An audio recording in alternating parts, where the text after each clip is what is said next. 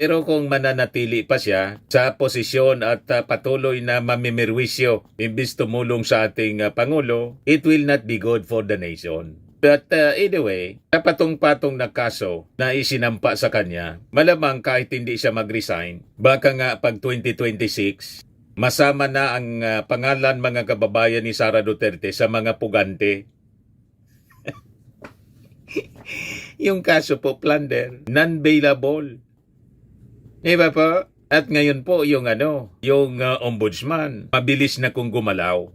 Si Boyeng Rimulya na kasi yung ombudsman, hindi na si Martires. Si Martires po, inuupuan yung mga kaso, lalo pag mga kaalyado ng mga Duterte. At biglang may desisyon tulad ng desisyon kay Senador Joel Villanueva, may desisyon na pala na napawalang sala. Hindi pa natin alam. Sinikreto lang.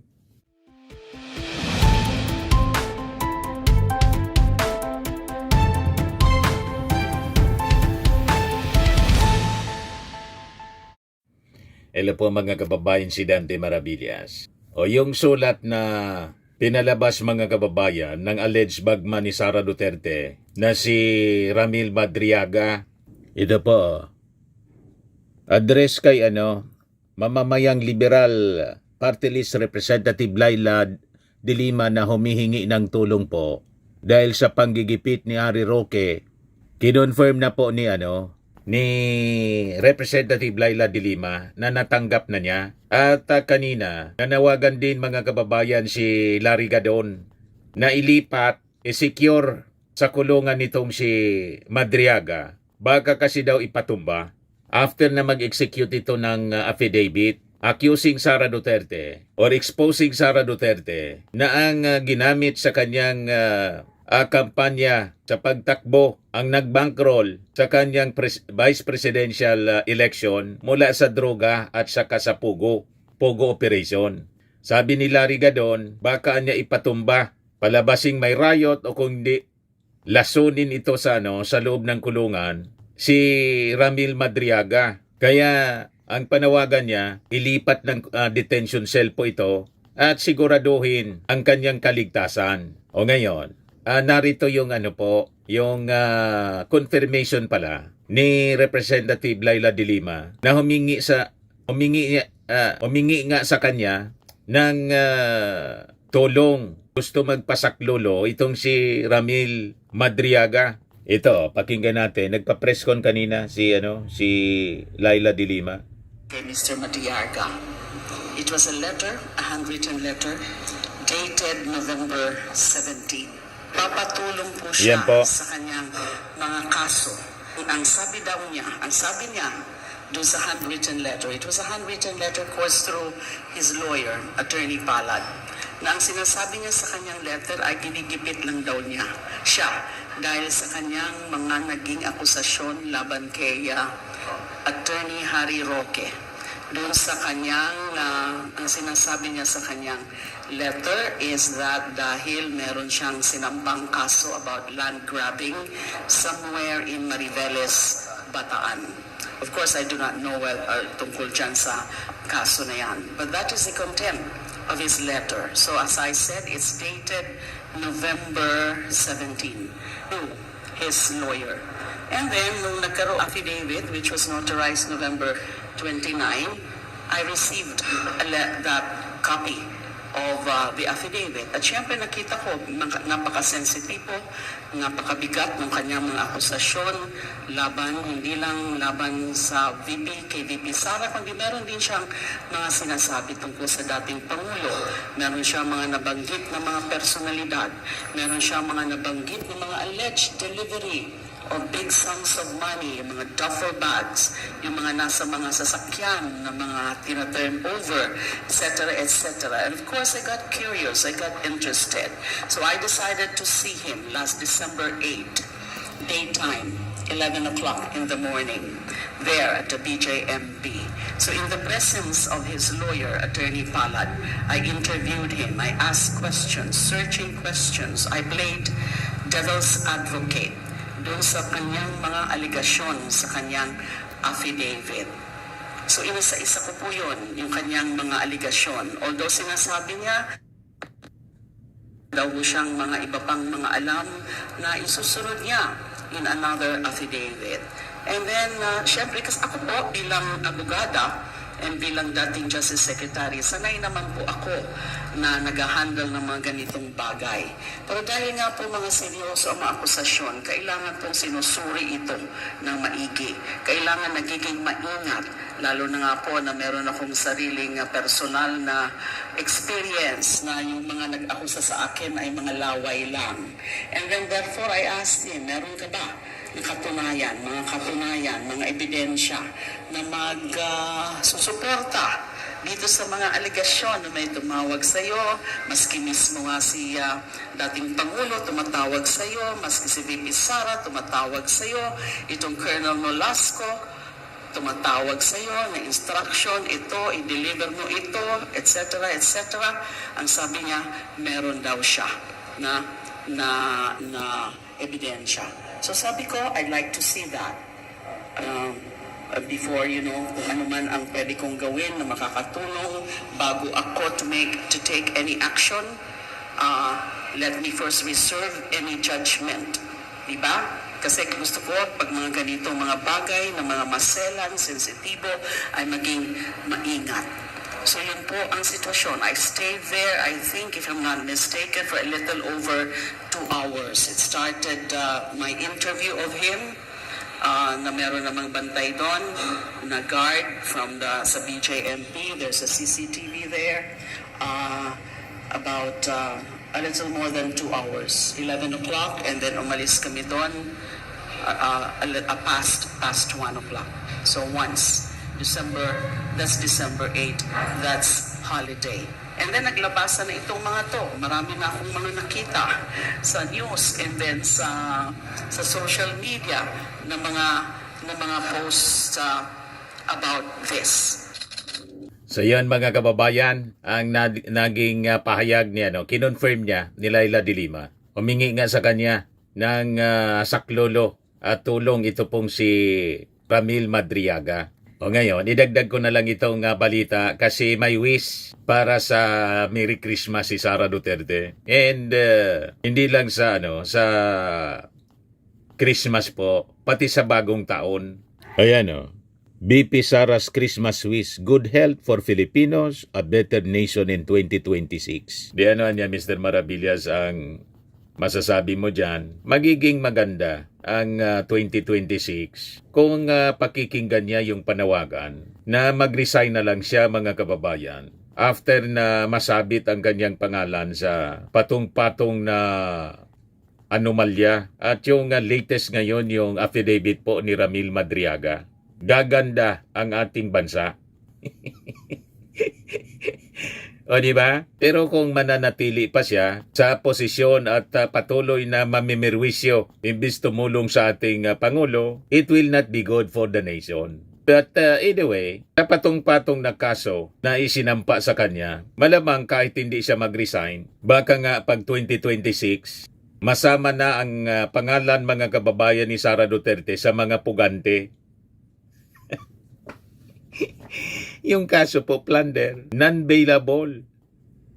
Diba po? At ngayon po, yung ombudsman, mabilis na kung gumalaw. Si Boyeng Rimulya na kasi yung ombudsman, hindi na si Martires. Si Martires po, inuupuan yung mga kaso, lalo pag mga kaalyado ng mga Duterte. At biglang may desisyon tulad ng desisyon kay Senador Joel Villanueva, may desisyon na pala na napawalang sala. Hindi pa natin alam. Sinikreto lang.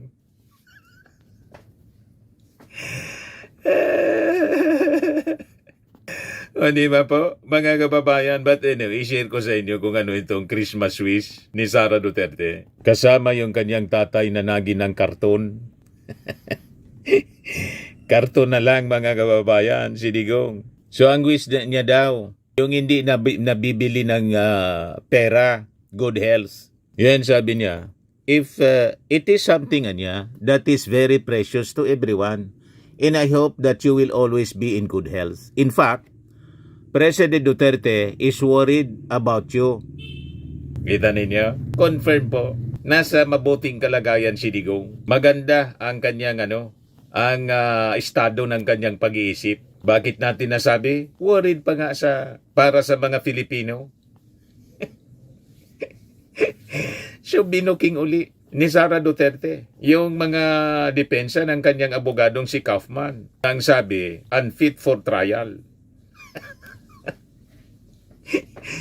Dahil po sa kanyang kalagayan, dahil sa sinasabi nilang debilitating mental condition. Worried pa nga po eh. O diba? Sabi pa ni Sara, but we should always pray to God that it will happen for our country, a better 2026 for the Philippines. Hindi po kayo bagay na magsabing I pray to God sa tindi po ng inyong mga binibitawang mga pananalita, lalo yung pagmumura at pagbabanta. Di ba po? Hindi bagay na lumalabas sa inyong bibig ang salitang I pray to God. Di ba po mga kababayan? So sabi pa niya, alam ninyo, I'm truly blessed as a politician kasi kahit anong paninira ng mga kalaban sa akin, nandyan pa rin yung taong bayan. The supporters from 2015, from 2016, from 2019, from 2020, nandyan pa rin kayo, sabi ni Sara. Yung, and then, how to discern ano yung paninira at ano yung katotohanan. Kung konti naman lang po yung natitira, yung mga nauuto pa rin. Kasi kung marami, di sana yung mga attempts ninyong people power, destabilization, di nagtagumpay na sana. Di ba? Nakaupo na sana kayo. Patapos na yung taon 2025. Si PBBM pa rin yung Pangulo. Di ba po mga kababayan? Kaya malabo na yung dating mga supporters niya. Sana yung 32 million, lumabas na sana para patalsikin yung ating Pangulong Bongbong. Kaya tama yung ating mga analysis mga kababayan. Yung 32 million, 31 million Marcos supporters. Kaya natira kay Sara, mga more or less 1 million na lang mga kababayan. Kaya kahit anong banta nila at attempt na iupo si Sara, hindi mangyari po. Bumisita kami sa Palasyo Malacanang last week para doon sa balik sigla, bigay saya ng ating Pangulo. Confirm si PBBM pa rin yung presidente. At nakikita natin, tuloy-tuloy ang pagserbisyo ng ating Pangulo. Napakasipag ng ating Pangulo. Laging pinagkakaguluhan ng mga bata po. Ayan yung ating Pangulo.